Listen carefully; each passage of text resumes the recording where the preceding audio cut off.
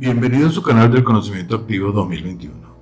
Hoy vamos a ver el tema de trigonometría número 6, continuación con las definiciones, ángulos agudos y obtusos para coseno. Las relaciones trigonométricas que se han definido son para ángulos agudos de triángulos rectángulos. Los ángulos obtusos son aquellos que son mayores de 90 y menores de 180. Ahí vemos un ejemplo de un ángulo obtuso de 130 grados. Cada ángulo obtuso tiene un suplementario, que es la diferencia de 180 menos el ángulo obtuso. El ángulo suplementario es entonces 180 menos 130 igual a 50. Ahora veremos ya la importancia de la definición de este ángulo suplementario. En el primer cuadrante es donde tenemos los ángulos agudos. Vamos a dibujar unos ejes cartesianos con un círculo de radio 1. En este círculo de radio 1 vamos a poner un ángulo que es la amplitud que estamos definiendo aquí en este radio, y ese sería el ángulo alfa. Vamos a tener entonces que la proyección en el eje X es el coseno de alfa. Es decir, que el coseno de alfa es la proyección sobre el eje X. Ahora aquí en el primer cuadrante observamos dos ángulos significativos, el 0 y el de 90. Entonces, ¿cuánto vale el coseno de 0 y cuánto vale el coseno de 90? Vale 1 y 0 respectivamente. Ahora, ¿cómo vemos eso? Cuando vamos reduciendo el ángulo alfa, quiere decir que estamos moviendo el radio hacia la proyección del eje X. Vemos que la proyección del eje X va creciendo. Cada vez que acercamos alfa a 0, la proyección en el eje X crece, llegando al punto donde alfa 0 es igual a 1. Por lo tanto, el coseno de 0 va a ser igual a 1, porque es la proyección sobre el eje X. Cuando nos movemos hacia el sentido contrario, es decir, ampliando alfa en sentido positivo de las agujas contra el reloj, vemos que la proyección se va reduciendo. Cuando estamos aquí, la proyección es esta más pequeña, y cuando estamos aquí es más pequeña, y cuando llegamos a 90 grados es un punto de 0. Entonces el coseno de 90 grados es 0. Si estamos definiendo un ángulo obtuso en el segundo cuadrante, tendríamos un ángulo donde sería 180 menos alfa, y alfa sería el ángulo agudo que estaría representado aquí porque es lo que le falta para llegar a 180, que es el suplementario. Entonces tenemos que el coseno de este ángulo agudo va a ser la proyección sobre el eje X.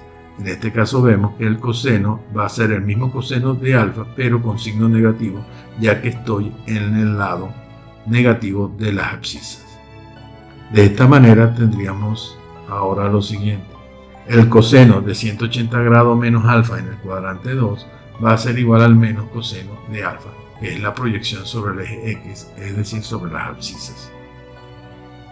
Alfa es el ángulo agudo y es el suplementario del ángulo obtuso.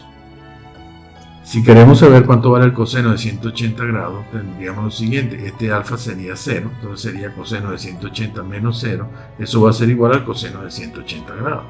Y eso va a ser igual a menos coseno de 0, porque es la proyección sobre el eje X. Y el coseno de 0 es 1, y el negativo entonces me quedaría menos 1. De esa manera queda definido que el coseno de 180 grados es menos 1. Si ahora pasamos el ángulo sobre el tercer cuadrante, ese es un ángulo que es mayor de 180 pero menor de 270. Entonces en este caso el ángulo lo estamos midiendo en el sentido contrario a la aguja del reloj, sería alfa más 180. Entonces este es alfa y este sería 180, que es el ángulo llano, y aquí tendríamos el alfa, entonces tendríamos el ángulo 180 más alfa. La proyección de este ángulo 180 más alfa sobre el eje X va a ser igual al coseno, y nos damos cuenta que es el mismo coseno de alfa pero con el signo negativo, ya que estamos en el eje de las abscisas negativas del X. De esta manera nos quedaría lo siguiente: el coseno de 180 grados más alfa va a ser igual al menos coseno de alfa. El coseno de 270 va a ser igual al coseno de 180 más 90, y ese coseno va a ser menos coseno de 90, y eso va a dar 0. Cuando empezamos a crecer el ángulo alfa, nos damos cuenta que la proyección va a decrecer. Cada vez es más pequeña la proyección sobre el eje X. Cada vez es más pequeña la proyección sobre el eje X, hasta que lleguemos a 270 grados, donde la proyección sería un punto. Por lo tanto, la proyección del coseno de 90 es la misma proyección del 270, pero el signo negativo daría 0, porque coseno de 90 es 0. el coseno de 270 es igual a 0. Cuando pasamos al cuarto cuadrante, aquí tenemos lo siguiente. Cuando medimos los ángulos en el sentido positivo, estamos midiendo el ángulo partiendo del eje X en el sentido contrario al reloj, es decir, que el ángulo sería 270 más este ángulo beta, llamémoslo así, que estaría aquí. Ahora, ese ángulo igual va a ser igual a la medición en sentido contrario, que sería ir desde el eje en el sentido del reloj hasta llegar a la apertura correspondiente a menos alfa. Coseno del 360 grados menos alfa va a ser igual al coseno de menos alfa, que es la proyección esta que está aquí. Por lo tanto, esa proyección va a ser igual al coseno de alfa, ya que el coseno de menos alfa tiene la misma proyección sobre el eje X que el coseno de alfa. Si queremos saber cuánto vale entonces el coseno de 360 grados, vamos a ir creciendo el ángulo hasta que lleguemos a este punto, donde entonces el ángulo sería 360 grados. En ese caso, coseno de 360 va a ser igual al coseno de 360 menos 0, y eso va a ser igual al coseno de menos 0, y el coseno de menos 0 es igual al coseno de 0, por lo tanto es igual a 1. Haciendo un resumen, vemos que la proyección del radio sobre el eje X sería el coseno. Cuando estamos en el primer cuadrante es positiva.